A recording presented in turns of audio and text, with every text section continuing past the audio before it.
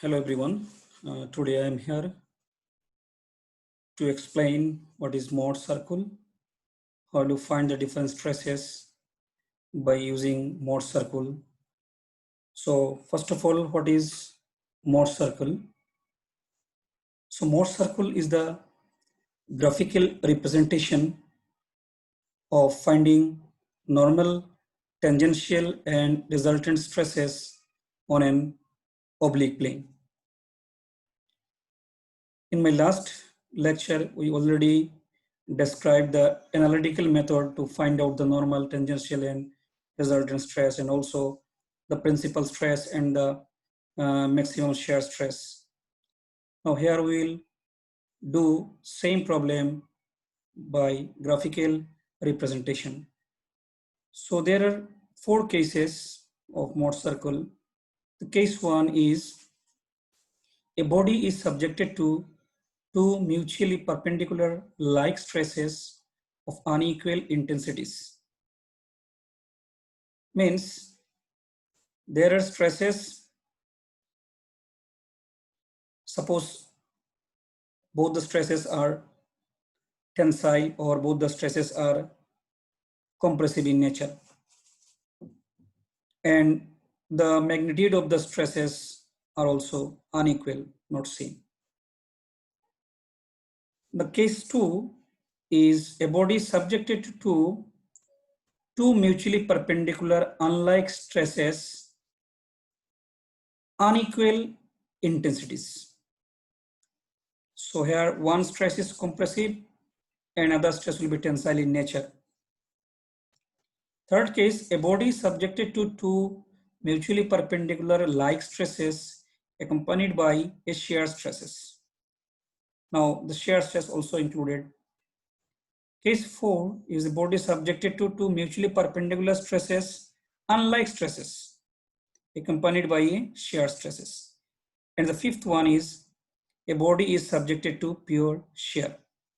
That is, in the fifth case, there will be no normal stresses acting on the body, only shear stress will act on the body. Now today, in this lecture, I am going to discuss the case 1. So look at this figure. This is a rectangular block ABCD in which sigma x and sigma y are the stresses. So the condition here I have taken sigma x is greater than sigma y. So that means we will consider the sigma x as the major tensile stress and sigma y as the minor tensile stress. The condition is sigma x is greater than sigma y. So sigma x acting along x direction, sigma y acting along y direction. Now this is the plane CE.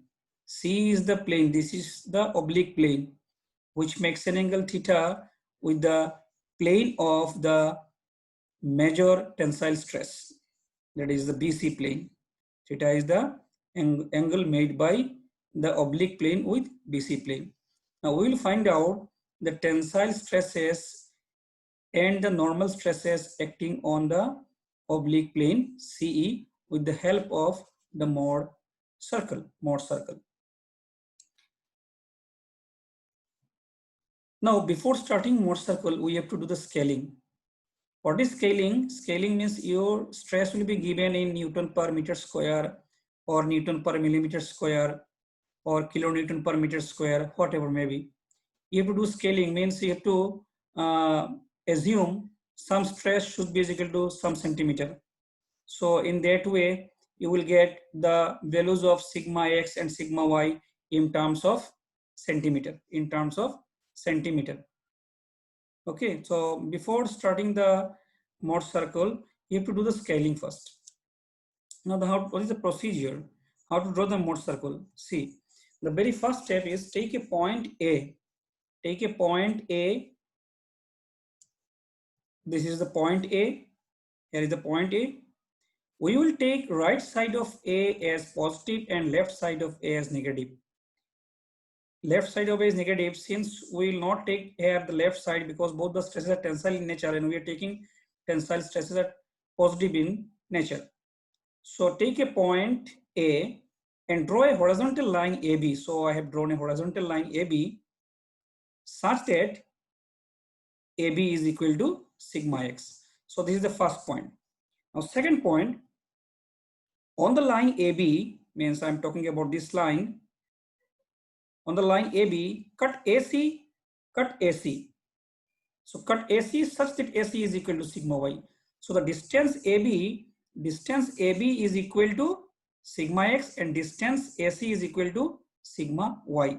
So distance BC, sigma x minus sigma y. Distance BC is sigma x minus sigma y.